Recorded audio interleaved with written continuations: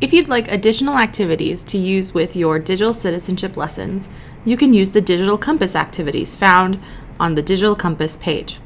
These are optional extension activities. You can watch this video for a teacher introduction, and then you can see which lessons align where. So for 7th grade, there's 3 Digital Compass lessons, and for 8th grade, there are 2. If you continue to scroll, you'll see the lessons and the worksheets you can use for Digital Compass. In this case, Break It Down, which is the Digital Compass activity, is used with Safe Online Talk, which is lesson 3 for 7th grade.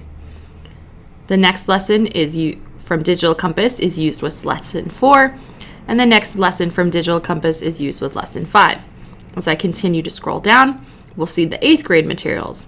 Sticky Situation is used with the $1 trillion footprint, which is from lesson 1. This has additional handouts you can also make copies of. And then InstaSlammed is for lesson 3, which is digital drama. As like with our other resources, you can click the link to make copies of resources. Once you've made a copy of the resources,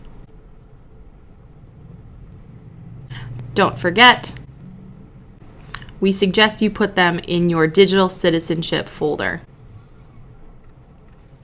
Also, remember to get these to the students.